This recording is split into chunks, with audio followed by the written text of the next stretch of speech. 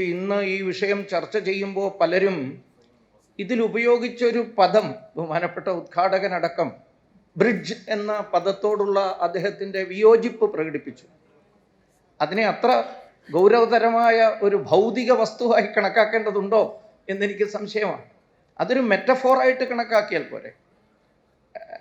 നമ്മുടെ ഭാരതത്തിലോ ഭാരതത്തോട് ബന്ധപ്പെട്ടതോ ആയ പ്രദേശങ്ങളിൽ നടക്കുന്ന വിഘടനവാദത്തിനെതിരായുള്ള ഒരു മാനസിക സേതു, ഒരു സാംസ്കാരിക സേതു, ഒരു ധൈഷണിക സേതു കെട്ടേണ്ടതിൻ്റെ, സേതു എന്ന് പറഞ്ഞാൽ പാലം, കെട്ടേണ്ടതിൻ്റെ ആവശ്യത്തെ സൂചിപ്പിക്കാൻ വേണ്ടി ഒരു മെറ്റഫോറായിട്ട്, ഒരു രൂപകമായാണ് ആ പദം കേസരി ഉപയോഗിച്ചത് എന്നാണ് ഞാൻ മനസ്സിലാക്കുന്നത്.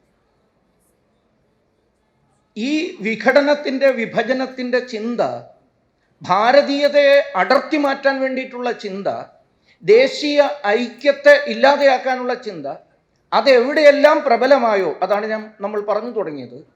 ആ പ്രദേശങ്ങളൊക്കെ അത്യന്തം അപകടകരമാവുകയും അവസാനം ഭാരതം അല്ലാതെയായിത്തീരുകയും ഭാരതത്തിൽ നിന്ന് വേർപെട്ടു പോവുകയും ചെയ്തു എന്നത് ചരിത്ര വസ്തുതയാണ്. എന്താണ് മഹാഭാരത പ്രസിദ്ധമായ ഗാന്ധാരത്തിന് സംഭവിച്ചത്? ഗാന്ധാരി ദേവി വന്ന ശകുനിയുടെ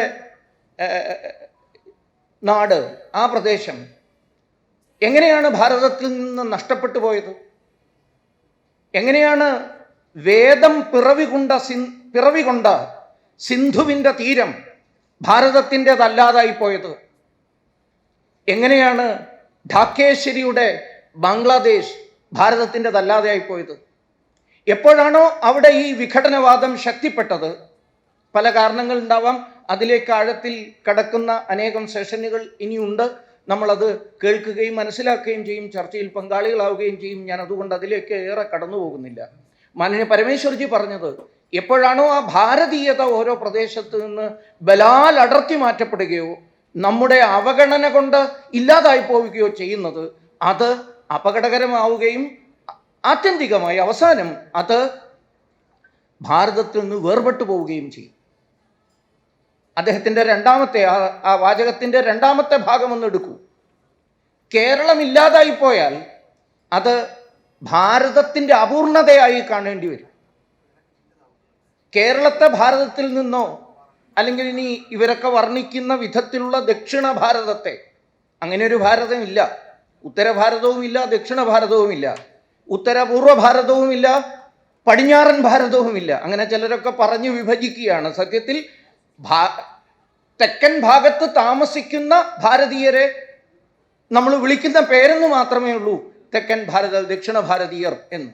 ദക്ഷിണ ഭാരതം എന്നതൊരു കൃത്യമായി വിഭജിച്ചെടുക്കാവുന്ന വിധത്തിലുള്ള ഒരു ഭൂമിശാസ്ത്രപരമായ ഏകകമല്ല, ഒരു യൂണിറ്റ് അല്ല. അങ്ങനെ ഒരു വിഭജനവുമില്ല സത്യത്തിൽ. അതുതന്നെ തെറ്റായൊരു വിഭജനമാണ്.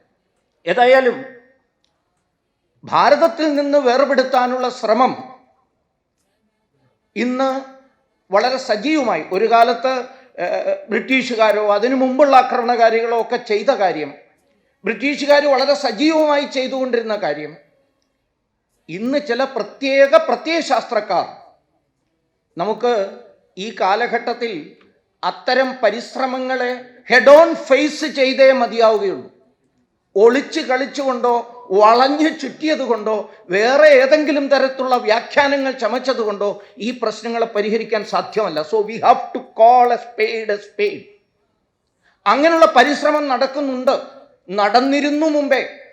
അതന്ന് ദേശീയ ശക്തികളുടെ കരുത്തുകൊണ്ട് ഇല്ലാതെയാക്കപ്പെട്ടു. ഇവിടെ ബഹുമാനപ്പെട്ട ഉദ്ഘാടകൻ ഭാരതം 16 അതിലധികമോ ദേശീയതകളുടെ സങ്കര സംയുക്തമാണ് എന്ന് പറഞ്ഞ ഒരു പ്രത്യയശാസ്ത്രത്തെക്കുറിച്ച് സൂചിപ്പിച്ചു. അദ്ദേഹത്തിൻ്റെ പദവിയിലിരുന്നു കൊണ്ട് അതിനപ്പുറത്ത് അദ്ദേഹത്തിന് പറയാൻ കഴിയുമായിരുന്നില്ല. സ്വാതന്ത്ര്യം കിട്ടാൻ കാലമായപ്പോഴാണ് ഭാരതത്തിൽ നിന്ന് വേർപെട്ടു പോകാനുള്ള അധികാരം ഇവിടുത്തെ ഈ 16 അതിലധികമോ വരുന്ന ദേശീയതകൾക്കുണ്ട് എന്ന് ഒരു പ്രത്യയശാസ്ത്രം പ്രഖ്യാപിച്ചത്, കമ്മ്യൂണിസ്റ്റ് പ്രസ്ഥാനം പ്രഖ്യാപിച്ചത്. അദ്ദേഹത്തിൻ്റെ ചോദ്യം പ്രസക്തമാണ്. ഞാൻ വീണ്ടും പറയുകയാണ് ആ ചോദ്യം. ഇപ്പോഴും അതേ നിലപാടിലാണോ ഉള്ളത്? 16 അതിലധികമോ ദേശീയതകൾ എന്ന് പറഞ്ഞ ആ പാർട്ടി 6 മാസത്തിനുള്ളിൽ സ്പെഷ്യൽ പ്ലീനം കൂടി ഒരു ദേശീയതയെ കൂടി കണ്ടെത്തി. ഇതിങ്ങനെ നിരന്തരം അന്വേഷിച്ചുകൊണ്ടേയിരിക്കുകയാണ് എത്ര കഷണങ്ങളായി ഈ നാടിനെ മുറിക്കാമെന്ന്. ഇതെവിടുന്ന് കിട്ടിയ പ്രേരണയാണ്? അപ്പോഴാണ് ഞാൻ കുറച്ചുകൂടി പിന്നോട്ട് നോക്കുമ്പോൾ 1925 ഒരു നല്ല അനുഭവത്തിൻ്റെ ചരിത്ര മുഹൂർത്തത്തെ ഉദാഹരിക്കാനുണ്ട്, അതേപോലെ ഒരു ചീത്ത അനുഭവത്തിൻ്റെതുമുണ്ട്. 1925 രാഷ്ട്രീയ സ്വയംസേവക സംഘം സ്ഥാപിതമായത്. അതേ വർഷമാണ് ജോസഫ് സ്റ്റാലിൻ ഭാരതത്തിൻ്റെ ഭാവിയെക്കുറിച്ചുള്ള അദ്ദേഹത്തിൻ്റെ ഒരു കുപ്രസിദ്ധമായ ലേഖനം എഴുതിയത്. ഞാൻ കുപ്രസിദ്ധം എന്ന് വിശദീകരിക്കാൻ കാരണം, ആ ലേഖനത്തിലാണ് അദ്ദേഹം പറഞ്ഞത്, ഭാരതത്തിൻ്റെ ഇന്ന് ശക്തിപ്പെട്ട് കാണുന്ന ദേശീയത നാളെ വിപ്ലവ പ്രസ്ഥാനങ്ങൾ ശക്തിപ്പെടുന്നതോടുകൂടി ഇല്ലാതെയാകും. എത്ര ക്ലിയറാണ്! അവരെ സംബന്ധിച്ചിടത്തോളം ഭാരതത്തിൻ്റെ ഏകത്വത്തെക്കുറിച്ച്, ഏകതയെക്കുറിച്ച്, ഉദ്ഗ്രഥനത്തെക്കുറിച്ചുള്ള കാഴ്ചപ്പാട് വളരെ കൃത്യമാണ്. സ്റ്റാലിൻ പറയുന്നു, വിപ്ലവ പ്രസ്ഥാനങ്ങൾ, നമ്മുടെ പ്രസ്ഥാനം ശക്തിപ്പെടുന്നതോടുകൂടി ഇന്ന് ഒരു പുകമറ, ദേശീയതയുടെ പുകമറയ്ക്കുള്ളിൽ ഒന്നാണ് എന്ന തോന്നലുളവാക്കി ശക്തമായി നിൽക്കുന്ന ഈ ഭാരതത്തിൽ ഭാഷയുടെ, ജാതിയുടെ, വർഗത്തിൻ്റെ, സംസ്ഥാനത്തിൻ്റെ പേരിലുള്ള വിഘടനവാദം ശക്തിപ്പെടും, വിഭജനവാദം ശക്തിപ്പെടും, സ്വത്വവാദം ശക്തിപ്പെടും, ഐഡന്റിറ്റി പൊളിറ്റിക്സ് ശക്തിപ്പെടും. ഇന്നിപ്പോൾ ഈ ഐഡന്റിറ്റി പൊളിറ്റിക്സിനെ കുറിച്ചൊക്കെ പറയുകയും ഭാരത വിഭജനത്തിൻ്റെ കാരണമായി മാറുകയും ചെയ്യുന്ന പ്രഖ്യാപനങ്ങൾ നടത്തുന്നവർ ആവേശം ഉൾക്കൊണ്ടത് ആ 1925 the most notorious writeup written by Joseph Stalin on Bharat. അദ്ദേഹം പറയാണ്, ശക്തിപ്പെടുത്തുന്നതിൽ, എന്തിനെ ശക്തിപ്പെടുത്തുന്നതിൽ? ഭാരതത്തിൽ ഈ വിഭജനവാദം, അദ്ദേഹം അതിന് വളരെ സുന്ദരമായ പഞ്ചസാര കോട്ട് ചെയ്തിട്ടുള്ള വാക്കുകളാണ് ഉപയോഗിച്ചതെങ്കിലും ഭാരതത്തിൽ ജാതിയുടെ, വർഗത്തിൻ്റെ, സംസ്ഥാനത്തിൻ്റെ ഒക്കെ ഭാവങ്ങൾ വളരുകയും ഭാരതം കൂടുതൽ കൂടുതൽ വിഭജിതമാവുകയും ചെയ്യും.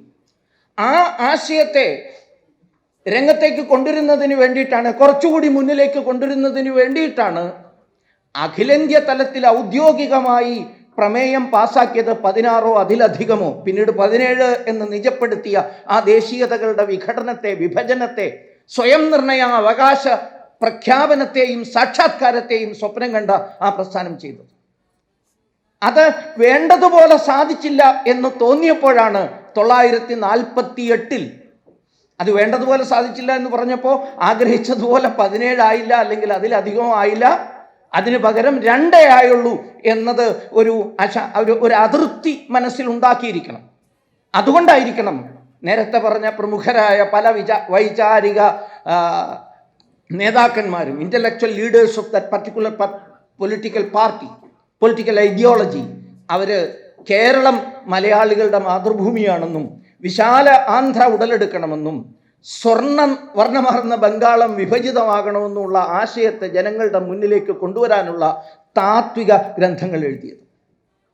വീണ്ടും അത് വേണ്ടതുപോലെ നടപ്പായില്ല എന്നതുകൊണ്ട് കുറച്ചൊക്കെ ക്ഷമിച്ചിരുന്ന ആ കൂട്ടർ, ആ വൈചാരിക വിഭാഗം, ആ ഇന്റലക്ച്വൽ ഗ്രൂപ്പ് സമീപകാലത്ത് വളരെ സജീവമായി ഈ ആശയത്തെ ബൗദ്ധിക മണ്ഡലത്തിലേക്ക് കൊണ്ടുപോകാൻ വേണ്ടി ശ്രമിക്കുന്നുണ്ട് എന്ന യാഥാർത്ഥ്യത്തെ കാണാതെ ഇരുട്ടുകൊണ്ട് ഓട്ടയടച്ചിട്ട് കാര്യമില്ല.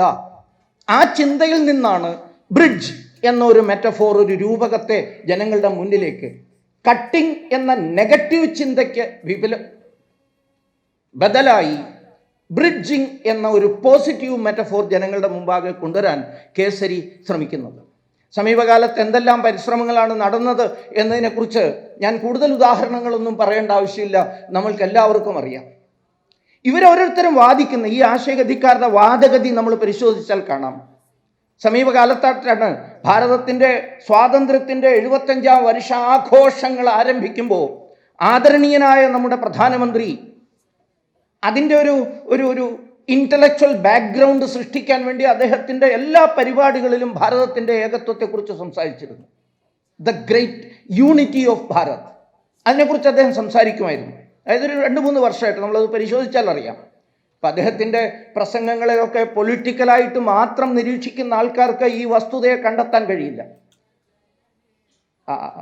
സ്വാതന്ത്ര്യത്തിൻ്റെ ആ അമൃതകാലം ഉദ്ഘാടനം ചെയ്യുന്നതിന് മുമ്പ് നടത്തിയ അദ്ദേഹത്തിൻ്റെ പ്രസംഗങ്ങൾക്കൊക്കെയുള്ളൊരു മറുപടി എന്നോണമാണ് ഈ ഞാൻ നേരത്തെ സൂചിപ്പിച്ച ഭാരതത്തെ വെട്ടിമുറിക്കണം, cutting south, cutting north east, cutting west എന്നൊക്കെയുള്ള കട്ടിംഗ് വാദഗതിയുമായി നടക്കുന്നവരുടെ കൂട്ടത്തിലെ ഒരു പ്രമുഖയായ പത്രപ്രവർത്തക നിരുപദ്രവമെന്ന് തോന്നുന്ന ഒരു ട്വീറ്റ് ചെയ്തു.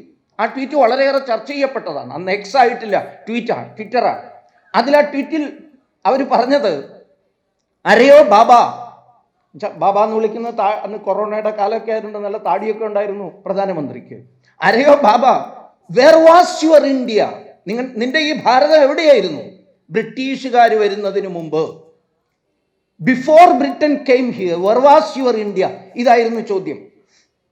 അപ്പോൾ വളരെ രസികനായ ഒരു സോഷ്യൽ മീഡിയ ആക്ടിവിസ്റ്റ്, ഒരു ഇൻഫ്ലുവൻസർ അതിനൊരു മറുപടി കൊടുത്തു, വളരെ സുന്ദരമായൊരു മറുപടി. അതാണ് ഏറെ ചർച്ചയായത്. അദ്ദേഹം കൊടുത്ത മറുപടി, ടീക്ക് മാം, അങ്ങ് പറഞ്ഞത് വളരെ സത്യമാണ് മാഡം. അതുകൊണ്ടാണ് ബ്രിട്ടീഷുകാർ ഇവിടെ വന്നപ്പോൾ when they came here they started a company also, British east. അന്ന് അവർ പറഞ്ഞത് ബ്രിട്ടീഷുകാർ വരുന്നതിന് മുമ്പ് India was just a land mass in between Burma and Afghanistan എന്നാണ് പറഞ്ഞിരുന്നത്. അപ്പോൾ ഇതിന് മറുപടി എഴുതിയ ആൾ പറഞ്ഞു, yes you are correct ma'am, that's why they founded a company in the name British east land mass in between Burma and Afghanistan company. ബർമ്മയ്ക്കും അഫ്ഗാനിസ്ഥാനും ഇടയിലെ ഒരു ലാൻഡ് മാസ് കമ്പനി തുടങ്ങിയിട്ടാണ് അവർ വന്നത്. ബ്രിട്ടൻ മാത്രമാണോ ബ്രിട്ടീഷ് ഈസ്റ്റ് ഇന്ത്യ കമ്പനി തുടങ്ങിയത്? Dutch തുടങ്ങിയ കമ്പനിയുടെ പേരെന്തായിരുന്നു? ഇന്ത്യ എന്നോ ഭാരതമോ എന്നുള്ള സത്യം എത്രയോ കാലമായി ഇവിടെ നിലനിൽക്കുന്നതാണ്. ഇന്ത്യ എന്ന വാക്കും പഴക്കമുള്ളതാണ്. നമ്മുടെ കൂട്ടത്തിൽ തന്നെ ചില ആൾക്കാർ പറയും ഇന്ത്യക്കൊരു പഴക്കമൊന്നുമില്ല എന്ന്. സെയിൻ്റെ അവസ്ഥ തുടങ്ങി ഇന്ത്യക്ക തുടങ്ങിയിട്ടുള്ള പ്രാചീന ഗ്രന്ഥങ്ങളിൽ ഇന്ത്യനെ കുറിച്ച് പരാമർശങ്ങളുണ്ട്. പക്ഷെ ഒരു വ്യത്യാസം മാത്രമേ ഉള്ളൂ ഭാരതവും ഇന്ത്യയും തമ്മിൽ. ഇന്ത്യ എന്ന പേര് നമുക്ക് തന്നത് വെളിയിൽ നിന്ന് വന്നവരാണ്, എന്നാൽ ഭാരതം എന്ന പദം നമുക്ക് തന്നത് നമ്മുടെ പൂർവികന്മാരാണ്. ഇത്രയേ ഉള്ളൂ വ്യത്യാസം. ഏതായാലും ഇന്ത്യയാകട്ടെ, ഭാരതമാകട്ടെ, ഹിന്ദുസ്ഥാനമാകട്ടെ, ആര്യാവർത്തമാകട്ടെ, ആര്യഭൂമിയാകട്ടെ, അത് ചരിത്രാതീത കാലം മുതലേ ഇവിടെ നിലനിൽക്കുന്നതാണ്. ഇവിടെ സൂചിപ്പിക്കപ്പെട്ടു കഴിഞ്ഞു. സമുദ്രപര്യന്ത ഏകരാട് എന്ന സങ്കല്പം വേദത്തിലുണ്ട് എങ്കിൽ സമുദ്രം വരെയുള്ള ഈ രാഷ്ട്രം ഒന്നാണ് എന്ന വസ്തുത അന്നേയുണ്ട്. അതിനെ വിഭജിക്കാൻ ഒരാൾക്കും സാധ്യമല്ല. വിഷ്ണുപുരാണത്തിന്റെ പരാമർശം പറഞ്ഞു, ഉത്തരം യത് സമുദ്രസ്യ ഹിമാദ്രേ ചൈവ ദക്ഷിണം വരിഷം തത് ഭാരതം നാമ ഭാരതീയത്ര സന്തതി. ഹിമാലയത്തിൽ നിന്ന് തെക്കോട്ട്, സമുദ്രത്തിൽ നിന്ന് വടക്കോട്ട് കൃത്യമായ അതിരളവുകളെ നിശ്ചയിച്ച് തന്നുകൊണ്ട് നമ്മുടെ പ്രാചീന ഋഷീശ്വരന്മാർ ഈ ഭാരതം എന്ന ഏകകത്തെ നമ്മുടെ മുന്നിൽ വെച്ചു. ഈ വസ്തുത പിന്നെയും നമ്മുടെ എല്ലാ ഗ്രന്ഥങ്ങളിലും സംഘകാല കൃതികളിൽ ഭാരതത്തിൻ്റെ ഈ മഹത്വത്തെക്കുറിച്ച് വർണ്ണനകളുണ്ട്.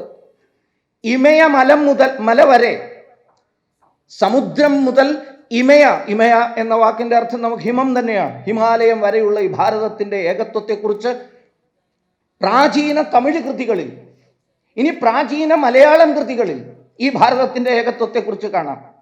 നമുക്ക് ലഭ്യമായ കൃതികളിൽ മലയാളത്തിൻ്റെ പ്രാചീന മലയാള കൃതികളിൽ ഏറ്റവും പ്രധാനപ്പെട്ടതും വളരെയേറെ ചർച്ച ചെയ്യപ്പെടുന്നതുമായിട്ടുള്ള ഒരു കൃതിയാണ് തിരുനിഴൽ മാല.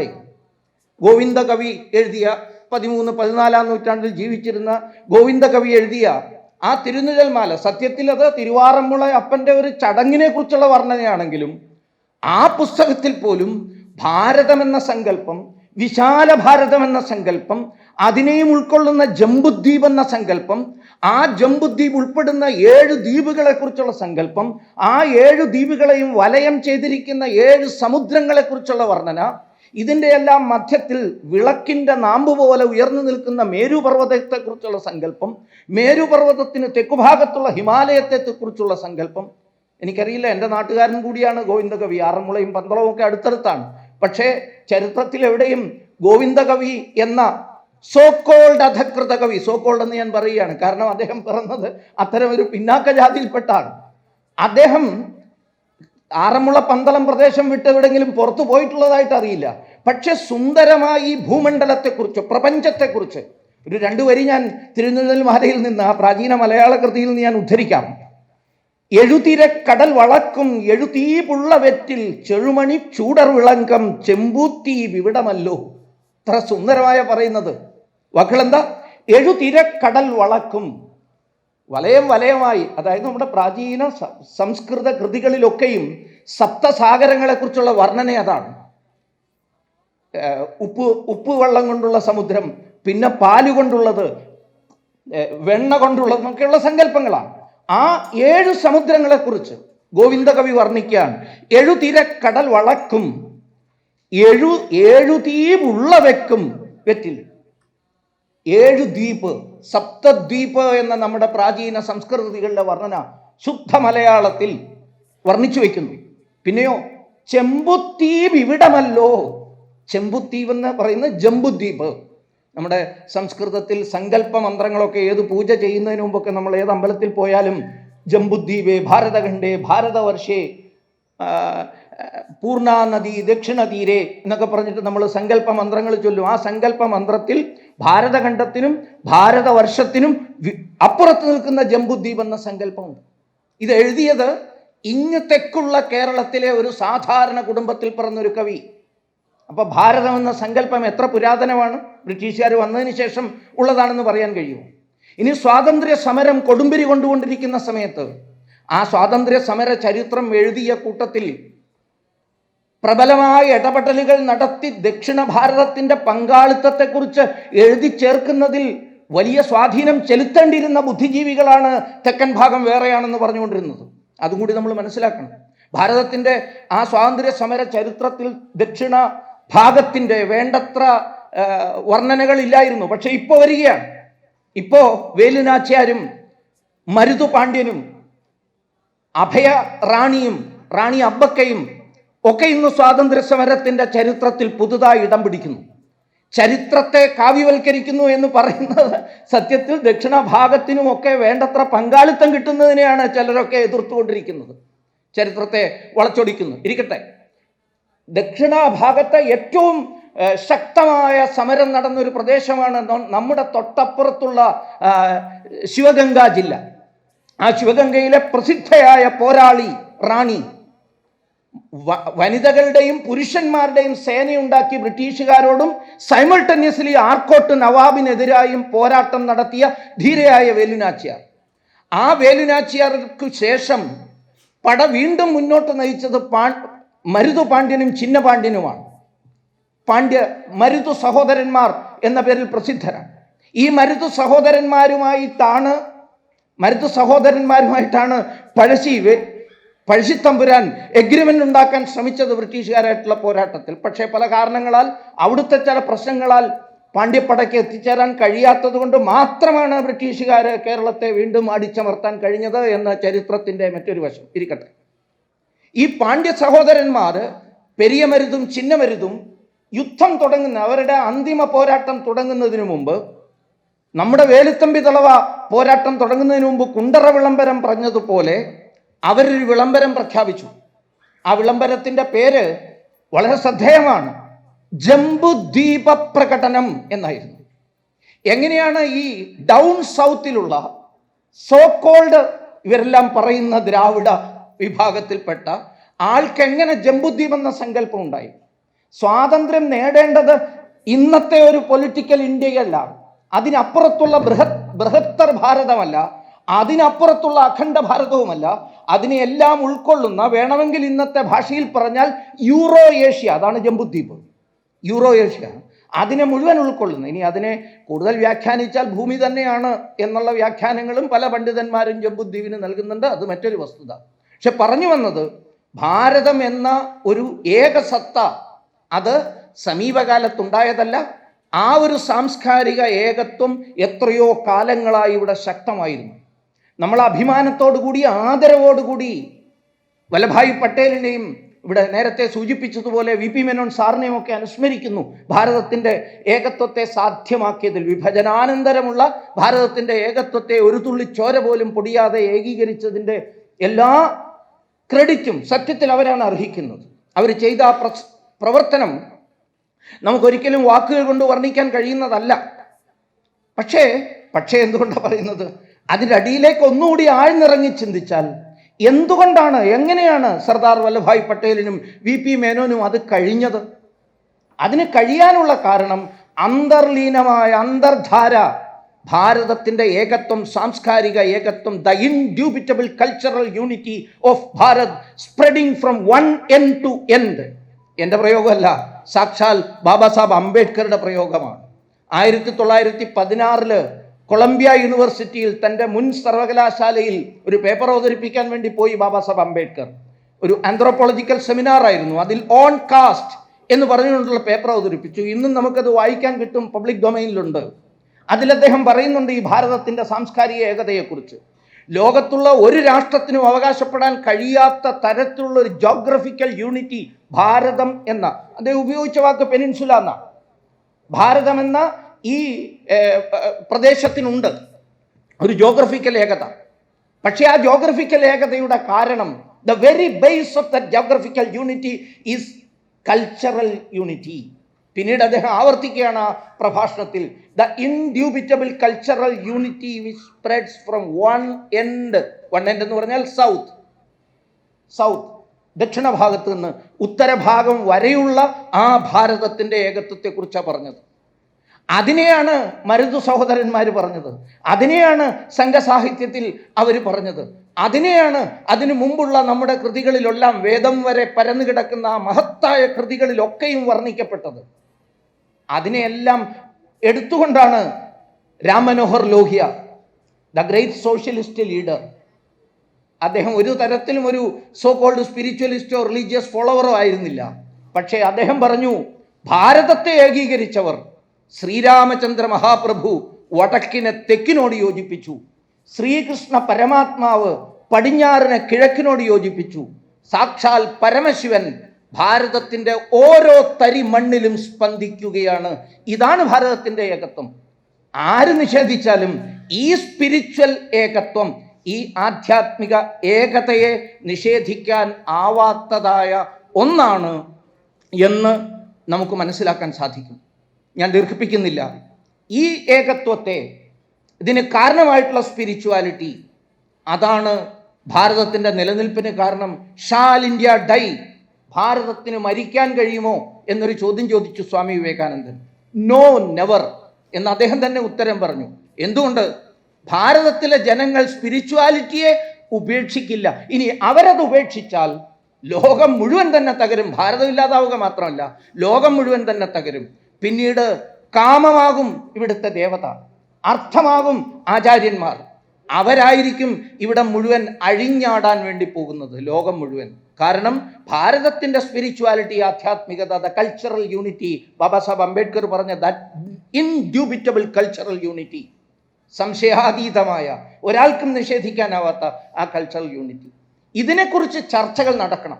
ഭാരതത്തിൻ്റെ ഏകത്വത്തെക്കുറിച്ച് അതിനെ നിഷേധിക്കാനോ അതിനെ ഭിന്നമാക്കാനോ അതിനെ വിഭജിക്കാനോ ഒരാളെയും അനുവദിക്കില്ല എന്ന ഒരു ദൃഢപ്രതിജ്ഞ, ആ ദൃഢപ്രതിജ്ഞ എടുക്കേണ്ട കേന്ദ്രം ഈ ദക്ഷിണ ഭാഗത്തുള്ള ഭാരതീയരുടെ ചുമതലയാണ്. ചിലരെല്ലാം പറയുന്നത് പോലെ ഇത് ഭാരതത്തിൽ നിന്ന് വേറിട്ട ഒരു പ്രദേശം അല്ല.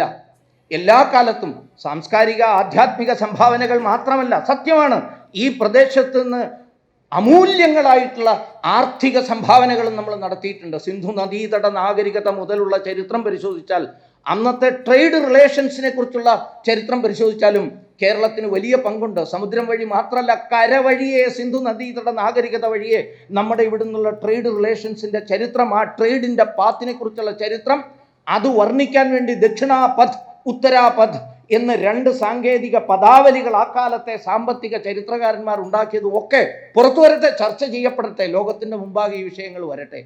അത്തരത്തിലുള്ള കേരളം ഉൾപ്പെടെയുള്ള ഭാരതത്തിൻ്റെ ദക്ഷിണ ഭാഗത്തെ ഒരാൾക്കും മറ്റൊന്നാക്കി മാറ്റാൻ സാധിക്കില്ല. തെറ്റായ രാഷ്ട്രീയ ആഖ്യാനങ്ങൾ, പൊളിറ്റിക്കൽ നാരേറ്റീവ്, സ്വന്തം രാഷ്ട്രീയ ലാഭം നോക്കിക്കൊണ്ട് കേരളത്തെ ചൂഷണം ചെയ്യുന്നു, തമിഴ്നാടിനെ ചൂഷണം ചെയ്തു, ചൂഷണം ചെയ്ത് തെഴുക്കുകയാണ് ഉത്തർപ്രദേശും ബീഹാറും ഒക്കെ എന്നൊക്കെയുള്ള വിഘടനവാദത്തിൻ്റെ സന്ദേശങ്ങൾ, അത് മഹാ അപകടകരമാണ്. ആദ്യം പരമേശ്വരജി പറഞ്ഞ വാചകം ഞാൻ ബോധപൂർവം നിങ്ങളുടെ മുമ്പിൽ വെച്ചതാണ്. കേരളത്തിൽ നിന്നും, ആന്ധ്രയിൽ നിന്നും, തെലങ്കാനയിൽ നിന്നും ഭാരതത്തെ അടർത്തി മാറ്റാനുള്ള അപകടകരമായ വേലയാണ് ഈ കൂട്ടർ ചെയ്യുന്നത്. അതിലൂടെ ഭാരതം അപൂർണമാക്കാനുള്ള, വീണ്ടും ഖണ്ഡിതമാക്കാനുള്ള ഈ പരിശ്രമം, ഞാൻ വെറും ജോഗ്രഫിക്കൽ വിഭജനത്തെക്കുറിച്ചല്ല പറയുന്നത്, മാനസിക ഏകത്വത്തിൻ്റെ ആ ഒരു വലിയ വിടവ് സൃഷ്ടിക്കാൻ, മനസ്സും തമ്മിൽ അകറ്റാൻ നടത്തിക്കൊണ്ടിരിക്കുന്ന പരിശ്രമത്തെ അത് സത്യം മനസ്സിലാക്കിക്കൊണ്ട് നേരിടാനും ചെറുക്കുവാനും നമ്മൾ ഓരോരുത്തരും തയ്യാറാവണം.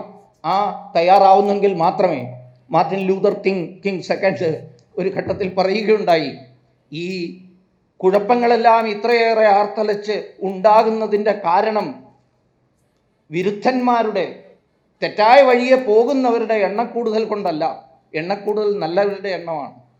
നല്ലവരാണ് ഏറ്റവും കൂടുതലുള്ളത്, പക്ഷേ അവർ മിണ്ടുന്നില്ല. കുഴപ്പം കാണിക്കുന്ന ആൾക്കാർ ഒച്ചത്തിൽ അലറുകയാണ്. അതുകൊണ്ട് അവരുടെ ആ കാക്കോഫോണിയിൽ, അവരുടെ ആ വലിയ ബഹളത്തിൽ സത്യം നേര് ലോകരറിയാതിരിക്കുകയാണ്. അതുകൊണ്ട് സമയമായി കഴിഞ്ഞിരിക്കുന്നു.